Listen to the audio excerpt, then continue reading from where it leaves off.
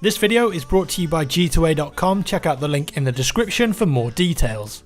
Between now and Christmas, everywhere you turn there is another AAA title releasing. I thought that it might be a good idea to put together a video showing you a list of all the games coming up that you might want to check out. Of course there's going to be some that I miss, and I'm not telling you to buy them, but rather just put them on your radar for you to check out. Make an informed decision. And if you haven't done your Christmas list just yet, then you might be getting some ideas pretty fast. Let's kick things off with a game that's just launched, Assassin's Creed Syndicate. Came out on the 23rd of October on PS4 and Xbox One, and it's also coming out a little bit later on PC. It takes the series to 1860s London town, which is now a setting for the game, but Assassin's Creed is no stranger to a change of setting. Improved movement and gadgets at your disposal means that the game builds on Assassin's Creed Unity, but with what looks like far better build quality. There's lots of video content online now, as well as people streaming the game and doing walkthroughs, so there's plenty of ways for you to check the game out and see if you want to pick it up. I've played the game for about 4 hours or so, and I have to say that it's a lot more polished and enjoyable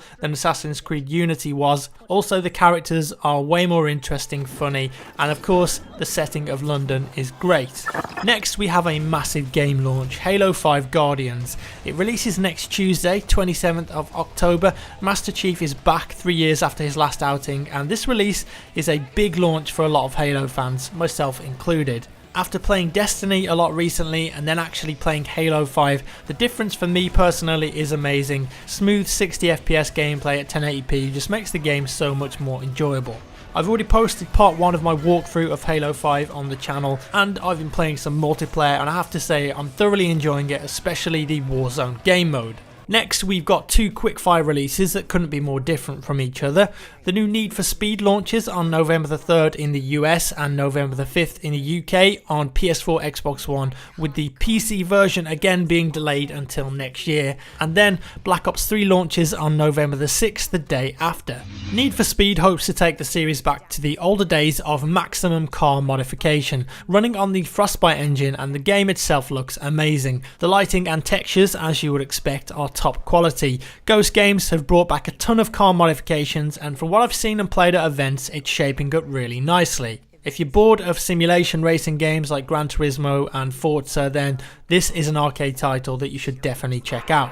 After that we have Black Ops 3, and we're in an unusual situation this time because we've already had a chance to play it a lot before the game releases. Thanks to Call of Duty having a beta for the first time, we got a good chance to try out the multiplayer aspect of the game, and despite a few balance issues and PC related mouse problems, I think inherently it was a lot of fun, and that's what you always get with Call of Duty. Love it or hate it, I found it pretty addictive. Not only that, but the recent campaign trailer that they released looks pretty good, and get this, it can be played with 4 friends in co-op, which makes any game better, and well, zombies.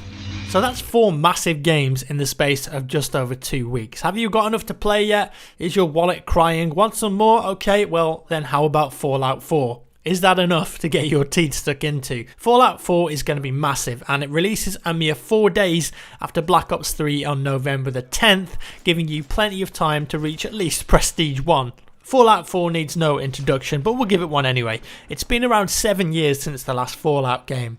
The action RPG series has some new swanky features this time, like base building, a massively in-depth crafting system which gives you an unbelievable amount of customization to weapons, and a dialogue system featuring over 111,000 lines of dialogue. That should keep you pretty busy. But I'm not busy enough, Jack, I hear you cry. I just don't have enough games to play, Jack. Okay, well, then what about Tomb Raider? You've always wanted to be an archaeologist, right?